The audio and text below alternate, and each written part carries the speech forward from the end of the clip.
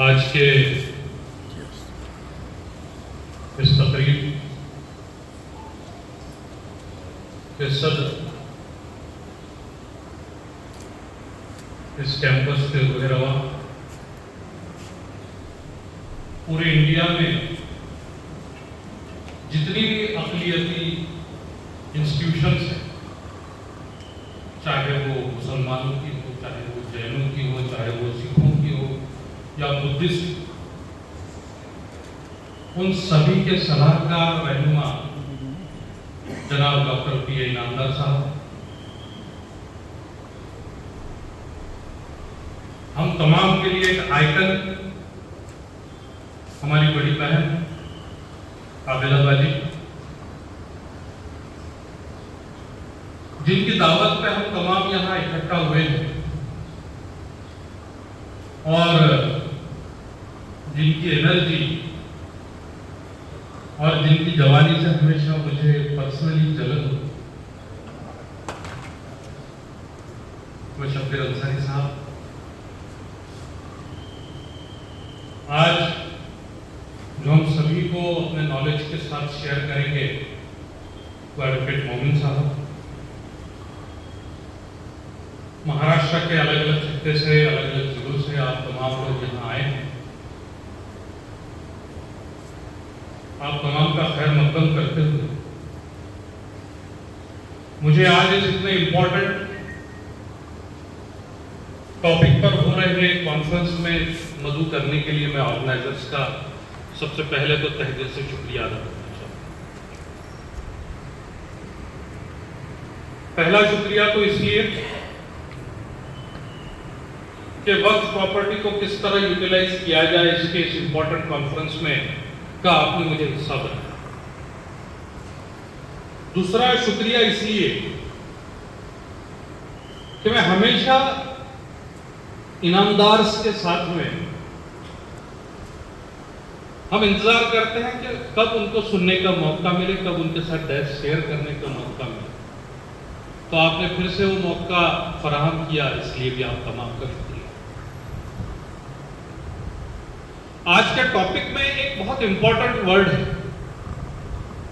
Utilisation. Utilisation बहुत अलग अलग चीजों का हो सकता है, लेकिन अल्लाह ने जो अशरफुल मखलूक हमको बनाया है वो सिर्फ इसलिए कि हम अपने जहन का, अपने नॉलेज का यूटिलाइजेशन कर पाए और अपने नॉलेज का यूटिलाइजेशन करने से अल्लाह की मखलूक क्या कर सकती है उसकी सबसे बड़ी मिसाल अगर मैं देना चाहूं तो ये आज़म कैंपस है। अपने नॉलेज का, अपने जहन का इस्तेमाल करके कम्युनिटी की कितनी बड़ी खिदमत आप दोनों कर रहे हैं ये हम देखते हैं। मैं आप दोनों की खिदमत को सलाम करता हूं।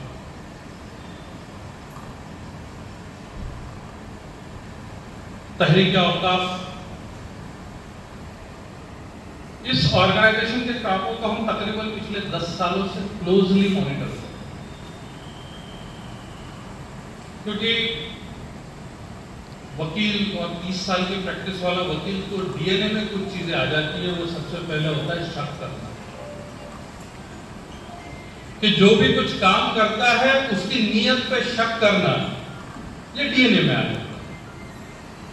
तो जब सबसे पहले एक मूवमेंट में शबीर भाई से मुलाकात हुई तो सबसे पहले सर शक ही आया कि ये क्यों कर रहा है, ये मुंबई का आदमी नागपुर आके काम क्यों कर रहा है। लेकिन जब बहुत करीब से देखा तो पता चला कि अरे जो एक मराठी में बोलते हैं ना संत, ये तो वो संत है कि जिसको खुद के लिए कुछ नहीं चाहिए, पूरी जिंदगी वक्त कर दिया आपने ओबीसी मूवमेंट के लिए। तकरीबन 57 जीआर और सर्कुलर्स आपकी कोशिशों से निकले। पिछले हफ्ता आपसे दिल्ली में मुलाकात हुई, हम तो एक प्रोग्राम करके थक गए, पर शाम में पता चला कि आपने उस प्रोग्राम के बाद में माइनॉरिटी मिनिस्टर स्मृति ईरानी से भी मीटिंग कर ली, उनको बंबई आने की भी दावत दी थी, ओबीसी के प्रॉब्लम्स भी उनको बता दिए। दूसरे दिन और दूसरे लीडर्स से आप मिल लिए। तो ये जो यंग मैन है हमारे, इन्होंने जब इस प्रोग्राम में आने की दावत दी तो मैं मना नहीं कर पाया, भले ही वर्किंग डे था। तो शब्बीर भाई आपका बहुत बहुत शुक्रिया। आज आप सब जिम्मेदारान हमारी अपनी कौम के सामने जो एक सबसे बड़ा इशू है या एक बहुत बड़ा इशू है जिसका अगर हम सॉल्यूशन ढूंढते हैं तो कम्युनिटी के लिए बहुत फायदा होगा, उस सॉल्यूशन को ढूंढने के लिए इकट्ठा है कि वक्फ प्रॉपर्टी का इस्तेमाल किस तरह। अभी हॉल में आने से पहले मैं बाजी के पास बैठा था, तो जो एक प्रोफेशनल वे से आप कर रही हैं, आपके लीडरशिप में वक्फ प्रॉपर्टीज का पूरा मैपिंग और टेक्नोलॉजिकली जो चल रहा है, वो जानकर मुझे पहली बार को पता चला कि इस तरह का भी काम हो रहा है। तो मैं जिन इश्यूज को सोच के आया था, जो प्रॉब्लम्स को सोच के आया था, बाकी उसका आधा सॉल्यूशन तो आपने मुझे 5 मिनट में दिया। क्योंकि सबसे बड़ा मसला आज इस वक्फ एक्ट को 28 साल हो रहे हैं। औरंगाबाद पूना डिवीजन ये पहले से वक्फ से जुड़ा हुआ था, लेकिन मैं जिस क्षेत्र से आता हूँ विदर्भा, ये वक्फ में नहीं आता था। पहले हमारे पास कोई वक्फ एक्ट नहीं होता था, वक्फ की जमीनें सारी चैरिटी में रजिस्टर्ड थी, तो हमें ही पता नहीं था कि हमारी जमीनें, वो सबसे बड़ा मसला था। लेकिन बाजी जिस तरीके से कर रही है, मुझे लगता है अगले 6 महीने में पूरे इंडिया की वक्फ की जमीनें एक क्लिक पर अवेलेबल हो जाएंगी इंशाअल्लाह। तो यूटिलाइज अगर हम करते हैं तो कितनी जमीनें होंगी? आज 3 नंबर की हमारे पास जमीनें हैं। अगर हम रेलवे और मिलिट्री को छोड़ दें तो फिर सिविलियन जमीनें सबसे ज्यादा वक्फ के पास है पूरे मुल्क। लेकिन इश्यूज क्या? जब तक कि हम इश्यूज नहीं समझेंगे, हम सॉल्यूशंस नहीं ढूंढ पाएंगे। तो इतना अरसा प्रैक्टिस में रहने से बहुत सारे अलग अलग तरह के इश्यूज हमारे सामने आते हैं, भले ही छोटे हो। बर्ड्स आई व्यू तो आपका है, हम नीचे से देखते हैं। तो एक सबसे बड़ा इशू जो वक्फ प्रॉपर्टीज के साथ आता है, खास तौर से जो रिलीजियस पर्पस के लिए हमारी वक्फ प्रॉपर्टीज इस्तेमाल हो रही है, तो मैं उस इशू को नाम देता हूं मोमिन साहब प्रॉब्लम ऑफ 5 या फॉर्मूला ऑफ 5। तकरीबन इतने साल में अलग-अलग 500 तो वक्त के झगड़े चलाए होंगे। तो अक्सर मसाजिद, दरगाह, यहां की जो प्रॉब्लम्स है वो फॉर्मूला ऑफ 5 में आके जमा हो। देखिए आप लोग भी सोचिए उस पर, हो सकता है कि मैं एग्जैगरेट कर रहा हूं। तो वो फॉर्मूला ऑफ 5 क्या है? फॉर्मूला ऑफ 5 ये है कि अक्सर मसाजिद में एक यंग बच्चे को हम हायर करते हैं, जब नई मस्जिदें होती है वहां पे भी हायर करते हैं। वो फारिग होता है यूपी या बिहार से, महाराष्ट्र का नहीं।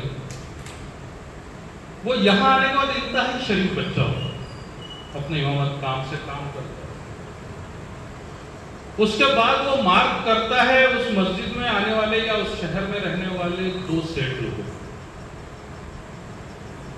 और उनके साथ दोस्ती करता है। उसके बाद वो मार्क करता है 2 ऐसे लोगों को जिनको आम फहम जबान में डंडा फराज कहते हैं, जिनका बड़ा जाना आना होता है पुलिस स्टेशन में। वो उन 2 सेठ लोगों के साथ बैठक में या उनको समझाने की कोशिश करता है कि जो गलत काम हो रहे हैं वो किस तरह से जायज हो सकते। और फिर धीरे धीरे वो जिस स्कूल ऑफ थॉट से आया है, जिस मसलक से आया है या जहां से फारिग हुआ है, वहां की चीजें वहां थोपने की कोशिश करता है और वहां के मुतवल्लियों के खिलाफ में वो सबसे पहले अपना झंडा। देखिए इश्यूज कहां से शुरू होते हैं वो मैं आपको, हो सकता है आपके एक्सपीरियंसेस अलग होंगे, लेकिन कोर्ट में जो झगड़े होते हैं मैं अपने एक्सपीरियंस आपसे शेयर करता हूं। तो फिर वो मुतवल्लियों के खिलाफ में सबसे पहले उसने झंडा अपना खड़ा कर दिया। जब उसको टोका गया तो शाम में उनके घर का दरवाजा वो दो डंडा फराज लोग खटखटाते हैं, मुतवल्ली पुलिस स्टेशन जाकर रिपोर्ट देते हैं। तो उन दो बदमाशों को बचाने के लिए वो दो सेठ लोग आ जाते हैं। एक बार वो बाहर आ गए कि ये जो फार्मूला 5 है ये सबसे पहले चेंज रिपोर्ट फाइल करता है, और जो आज तक के अच्छे से चला रहे थे वक्त, वहां से चेंज रिपोर्ट का झगड़ा, और चेंज रिपोर्ट का झगड़ा कब खत्म होगा यह सवाल वैसा ही है कि कयामत कब आए।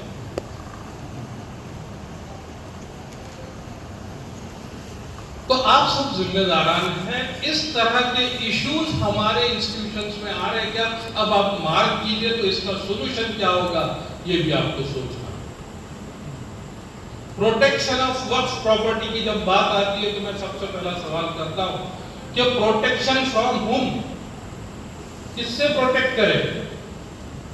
तो लोग कहते हैं सरकार हमारी जमीनें ले,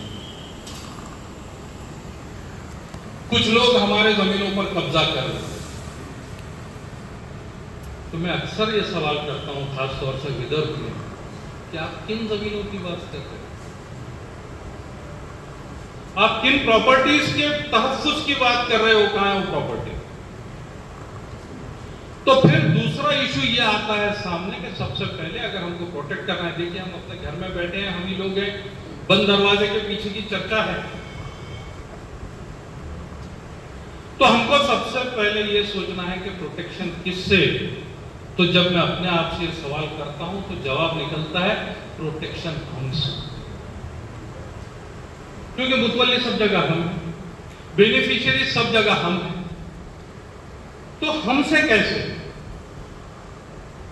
तो नंबर 1, जो हम आपस में लड़ रहे हैं उस कुर्सी के लिए, जो एक ट्रस्टी की कुर्सी, जो आपकी खुद की नहीं है, आपकी कोई फैमिली की कुर्सी नहीं है, आप किसी के लिए छोड़े नहीं जाने वाले हो, अल्लाह ने आपको चुना है उस ट्रस्ट के लिए। तो जो ट्रस्ट आपके हाथ में आया है, अगर 2 स्कूलों का आ रहा है तो आप 36 इंस्टीट्यूशंस देके जा रहे हैं, ये उस ट्रस्ट का हक आपने अदा किया। अगर आप उसमें 2 यूनिवर्सिटीज जोड़ रहे हैं तो ये हक आपने अदा किया है। लेकिन अगर उस ट्रस्ट को सिर्फ और सिर्फ आपने वो 2 ही स्कूलें रखे, वो 2 स्कूलों में फिर आप बहू ले आए, उसको अपना हेडमास्टर बना दिया, आप दामाद ले आए, उसको आपने टीचर बना दिया, फिर आपका एक दूसरा दामाद है, उसने कुछ पढ़ा लिखा नहीं तो चपरासी बना दिया, और बाद में जाते जाते उन्हीं को ट्रस्ट देके चले गए। तो ये ट्रस्ट का हक अदा नहीं। तो वो जो वक्त की प्रॉपर्टी है वो हमने बर्बाद कर दी, उसको प्रोटेक्ट आपने हमसे करना चाहिए। तो एज अ बेनिफिशियरी हमारी सबकी जिम्मेदारी है कि इस तरह से जो ट्रस्ट ऑपरेट हो रही है उन पर ध्यान रखें, उन वक्फ पर ध्यान रखें, और उसके बाद फिर जो उसमें इनफाइटिंग होती है उसको किस तरह से अवॉइड कर सके उसको देखें। दूसरा सबसे बड़ा इशू दिखता है कॉन्फ्लिक्ट ऑफ इंटरेस्ट का। जो मुतवल्ली है वही किराएदार है, 100 रुपए किराया दे रहा है बड़ी बड़ी प्रॉपर्टीज का, ये कॉन्फ्लिक्ट ऑफ इंटरेस्ट। अब इनके सॉल्यूशंस क्या हो सकते हैं? प्रॉब्लम्स तो बहुत सारे हैं, लेकिन मेजर प्रॉब्लम्स के साथ में हमको सॉल्यूशंस पर भी सोचना होगा। तो इस प्रॉब्लम का सॉल्यूशन मेरी नजर में ये होता है कि जो बेनिफिशियरीज है वो ध्यान रखें कि रेगुलर इलेक्शन। अगर आपकी वक्फ डीड कहती है कि 4 साल में इलेक्शन होगी तो 4 साल में हो, 5 साल में होना है तो 5 साल में, और अच्छे लोग उसमें चुनते हैं। दूसरा, अब प्रॉब्लम तो वक्फ बोर्ड भी अपने आप में एक प्रॉब्लम है। कानून ने वक्फ बोर्ड को एक पावर दे रखा है कि चेंज रिपोर्ट्स एक्सेप्ट करे या रिजेक्ट करे, रिकॉर्ड मेंटेन करे, लेकिन वहां ना काम ही नहीं होता। मौन सब पता नहीं क्या होता, कम से कम पहले चैरिटी में काम हो जाता। जब ये एक्ट आया था तो पहले कॉन्फ्रेंस में मैंने कहा था कि ये एक्ट शायद बहुत प्रॉब्लम्स क्रिएट करे, तो वो हमारे सामने नजर आ रहा है। तो एक कोई टाइम लिमिट हो कि उस टाइम लिमिट में 2 महीना 3 महीना जो अनडिस्प्यूटेड चेंज रिपोर्ट है वो एक्सेप्ट हो, जो डिस्प्यूटेड है वो 6 महीने में आप निपटाइए। लेकिन ये क्या 6 साल, 8 साल, 10 साल आप चले जा रहे हैं, वो कर रहे हैं, और जब आप वक्फ बोर्ड डिसाइड नहीं कर पाता तो दूसरा काम कर देता है। वो ये करता है कि एड हॉक मुतवल्लिद अपॉइंट कर देते हैं। यानी जिन लोगों ने पूरी जिंदगी दे दी उस वक्फ को, उनको निकाल के किसी बाहर वाले को आप अपॉइंट कर देते हैं। तो ये जो वक्फ बोर्ड का इंटरफेरेंस है ये भी कम होना चाहिए, ये भी अपने आप में सोल्यूशन। तो जो एक तहरीक औकाफ मूवमेंट है, उनसे मैं रिक्वेस्ट करूंगा कि आप ये देखिए कि वक्फ बोर्ड के साथ आप ये इशू उठाइए कि आप अपने आप के लिए टाइम लिमिट दे दें। और दूसरा, जहां जहां जो जो ट्रस्ट है, जहां जहां जो जो वक्फ है, उनकी जो इनफाइटिंग है, जो वहां के ट्रस्टीज बेनिफिशियरीज है, उन पर एक चेक हो आम आदमी। प्रॉपर्टीज के साथ हम जो दूसरा मसला देखते हैं, मिसाल बताता हूँ, नागपुर में एक बहुत बड़ी प्रॉपर्टी है, एक पारडी रोड है, वहां कब्रिस्तान है। अभी उस कब्रिस्तान पर वहां के महानगर पालिका ने एक बड़ा शॉपिंग कॉम्प्लेक्स बनाने के लिए रिजर्व किया। तो इश्यूज कैसे आते हैं, वो जब आया मामला सामने, तो कब्रिस्तान है, मस्जिद बनी हुई है, लेकिन बाकी किसी रेवेन्यू रिकॉर्ड में रेफरेंस नहीं। रेवेन्यू रिकॉर्ड बताता है महाराष्ट्र शासन, और शासन है तो रिजर्वेशन डाल दिया, महानगर पालिका को हैंड ओवर कर दिया, बनाओ। तो कब्रें हैं वहां, रोज लोग दफनाए जा रहे हैं, लेकिन रेवेन्यू रिकॉर्ड में नहीं। कब्रिस्तान वालों का वैसे महानगर पालिका का रजिस्टर है, लेकिन महानगर पालिका में वो कब्रिस्तान है ऐसा रिकॉर्ड नहीं। अब सर्वे हुआ था, उस टाइम हम क्या कर रहे थे पता नहीं, जब वक्त रजिस्टर हुआ था, प्रॉपर्टी रजिस्टर हुई पता नहीं। तो सबसे पहले ट्रिब्यूनल में आके कलेक्टर के खिलाफ ऑर्डर लेना पड़ा कि आप इसकी एंट्री हो। उसमें कुछ वक्त चला गया, तब तक के रोड के लिए उसमें से कुछ जगह ले ली सरकार, उतनी जगह कम होगी। फिर कलेक्टर के खिलाफ ऑर्डर हो गया, तो कलेक्टर है वो ऑर्डर को मानने के लिए तैयार नहीं, कि वक्फ ट्रिब्यूनल भी कुछ होता है। तो फिर हाई कोर्ट गए, हाई कोर्ट कहता है कि मैं थोड़ी एग्जीक्यूटिव बॉडी हूँ, एग्जीक्यूशन के वास्ते आपको सरकार के पास जाना चाहिए, आप हमको इतना छोटा क्यों बना रहे हैं। फिर एग्जीक्यूशन हमने ट्रिब्यूनल में फाइल करवाया। अब ट्रिब्यूनल से नोटिस निकलेगा, कब होगा, तब तक उस प्रॉपर्टी का क्या। तो इसकी जड़ में यह है कि हमारे पास जो प्रॉपर्टीज है उसका रेवेन्यू रिकॉर्ड हम प्रॉपरली मेंटेन नहीं करते।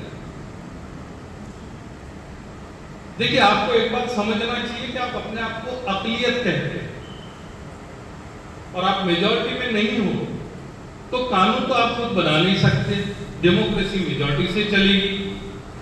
तो आपको जो कुछ लेना है वो कानून से लेना है, और कानून सिर्फ उसी की मदद करता है जिसके पास कागज होता है। तो आपके पास कागजों की कमी की वजह से भी कई प्रॉपर्टीज हम खो दे रहे हैं। मुतवल्लिस के बारे में मैंने कहा, अभी मैं अमरावती गया था, अमरावती में बहुत बड़ा वक्त है। उसके प्रेसिडेंट साहब वो जब स्टेज पर आ रहे थे तो उनको दोनों तरफ से हमको सहारा देना पड़ा, और फिर उन्होंने स्टेज से बड़ी शिकायत की कि हमारे पास इतनी प्रॉपर्टी है लेकिन हम उसको प्रोटेक्ट नहीं कर पा रहे। तो मैंने बड़ी आजिज़ी से और बहुत इज्जत से मैंने उनसे पूछा कि आपने यंग जनरेशन के कितने लोग हैं। तो उनका यंगेस्ट जो मेंबर था वो 72 ईयर्स, और फिजिकल फिटनेस के बारे में मैंने बताया। तो कभी कभी क्या होता है, आपा खो देता है। तो मैंने उनसे पूछा कि साहब ये कुर्सी है, जनाजा तो है नहीं कि आप खुद से नहीं उतर सकते। हम नई जनरेशन को क्यों इसमें शामिल नहीं करना चाहते। आप रहिए प्रेसिडेंट, ताऊ न रहिए, लेकिन कम से कम सेक्रेटरी तो 40-45 साल का लीजिए,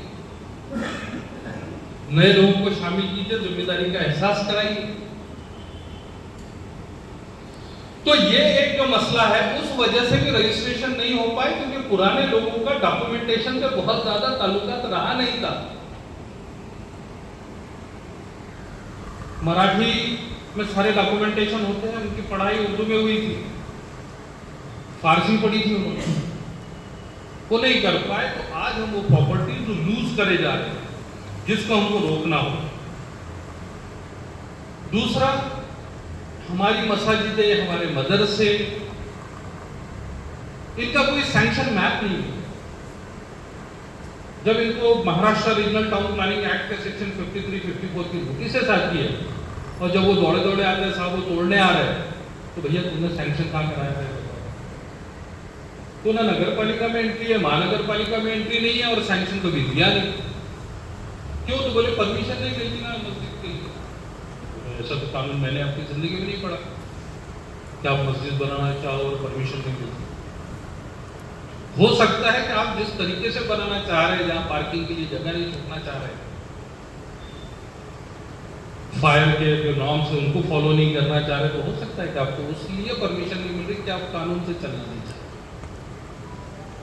लेकिन आगे हालात बहुत मुश्किल होने वाले हैं। तो जितनी वक्त की बिल्डिंगें हैं, सबका आज की तारीख में कम से कम आपने सैंक्शन ले लेना चाहिए। उनका बिल्डिंग प्लान नया सबमिट करके पोस्ट फैक्टो या सेक्शन 53 में जो प्रोविजन है उस हिसाब से आपने ले लेना चाहिए। ये एक मूवमेंट हो सकता है।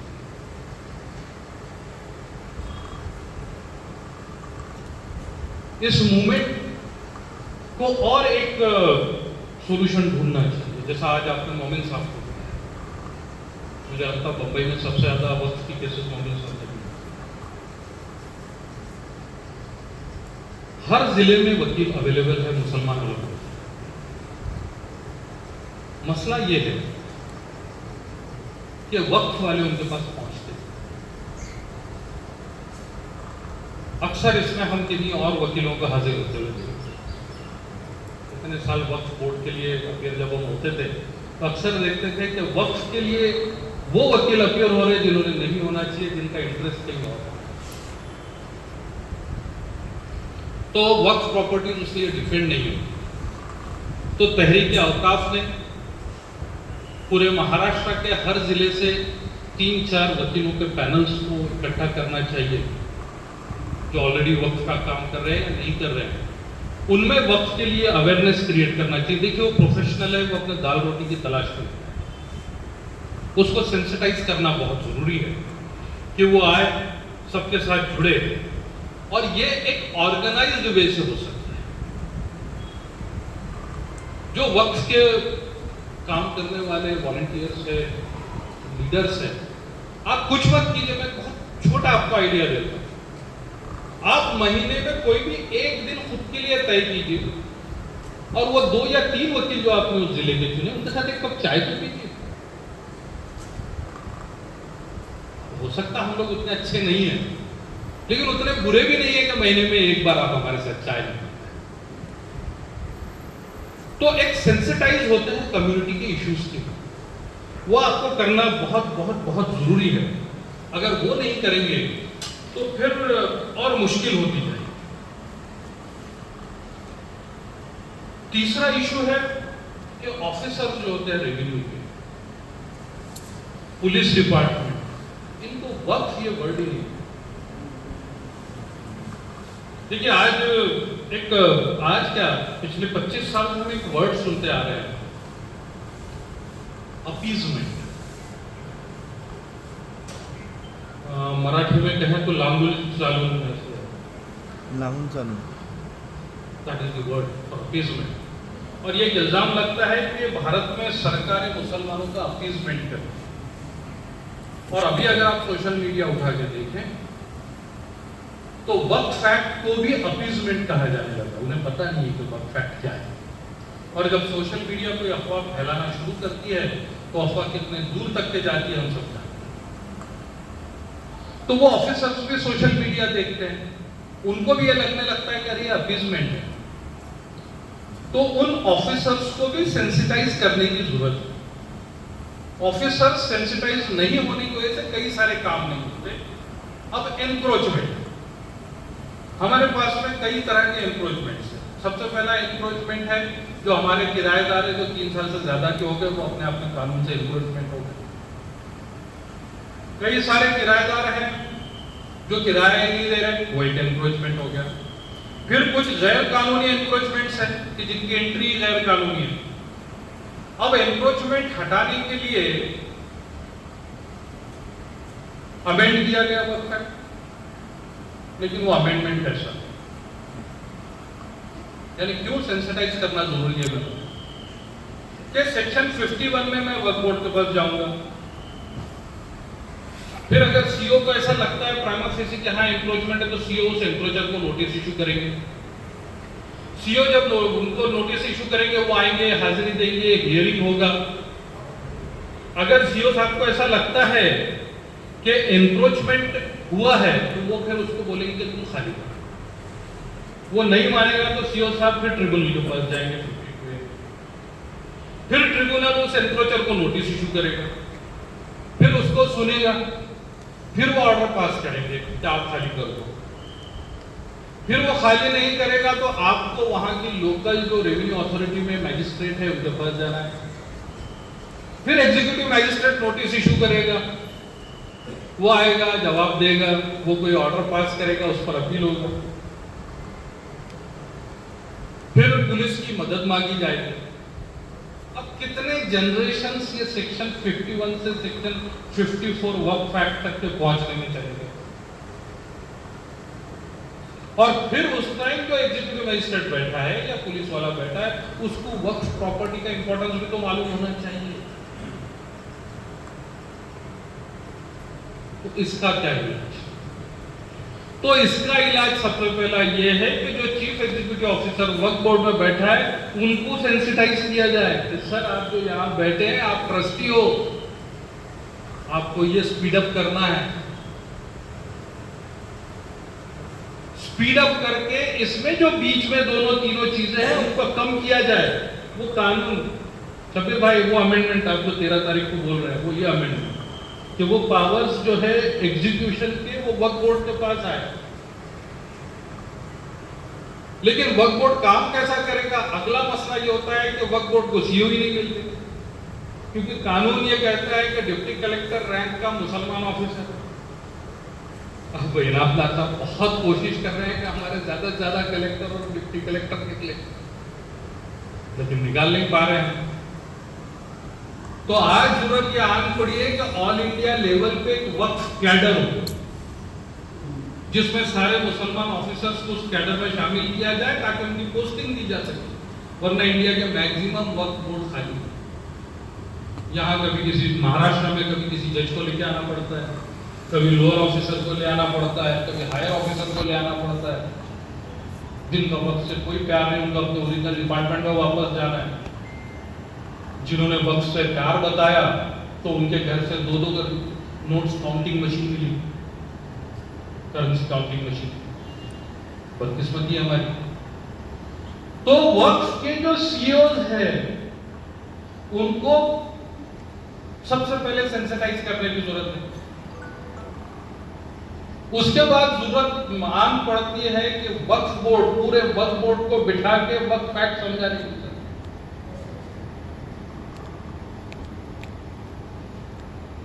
उनको पता ही नहीं है कि वक्फ एक्ट ये वक्फ की प्रॉपर्टी के तहफ्फुज के लिए आया है, ना कि वक्फ की प्रॉपर्टियों को बेचने के लिए। कि हमारे वक्फ के पता ही नहीं। तो वक्फ बोर्ड को भी सेंसिटाइज करने की सख्त जरूरत है। सबसे बड़ा इशू है, तो सेंसिटाइज करेंगे हम अपने लोगों को, सेंसिटाइज करेंगे हम वक्फ बोर्ड को, तो ये सारे इश्यूज के सॉल्यूशन सब ढूंढ पाएंगे।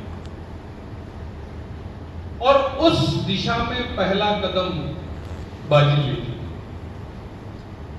कि सबसे पहले अपनी प्रॉपर्टी को मार्क करो, सबसे पहले अपनी प्रॉपर्टी को आप पहचानो कि ये हमारी प्रॉपर्टी, वो आपके प्रॉब्लम का आधा सोल्यूशन। एक बार वो कब्जे में आ जाए तो फिर उसको हम मैनेज कर लेंगे, और मैनेज करते करते उसको यूटिलाइज भी किया जा सकता है। यूटिलाइज जब होंगी वक्त प्रॉपर्टीज, तो आपकी अगली जनरेशन की, उसके बाद की जनरेशन की, आज इस मुल्क में हम जिस दोराहे पे, चौराहे पे खड़े हैं, अगर हमारा जनरेशन ये नहीं कर पाया तो इसके बाद का जनरेशन आपको और मुझे कभी माफ नहीं। इसलिए अगली जनरेशनों को इंसाफ दिलाने के लिए यूटिलाइजेशन ऑफ वक्फ प्रॉपर्टी, इसको बहुत सीरियसली लेने की जरूरत है। और आप दोनों ऑर्गेनाइजेशंस ने ये कोशिश की, मैं आपको तहे दिल से शुक्रिया अदा करता हूँ, मुबारकबाद देता हूँ।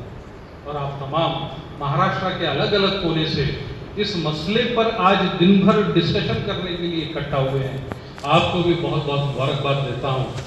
और फिर से एक मरतबा मुझे यहाँ बुलाने के लिए और आप तमाम ने मुझे सुना, इसके लिए आप तमाम का शुक्रिया अदा करते हुए अपनी जगह लेता हूँ। अल्लाह हाफ़िज़। शुक्रिया एडवोकेट फिरदौस मिर्ज़ा साहब, आपने मुख्तलिफ मसाइल पर रोशनी डालकर सामाईन को अपने ख्यालात से मुस्तफ़ीद किया। एक बार फिर दिल की अमीर गहराइयों से शुक्रिया। आपने अपनी मसरूफियत के बावजूद हमारे लिए वक्त निकाला। मैं इस सेमिनार के सदर डॉक्टर जनाब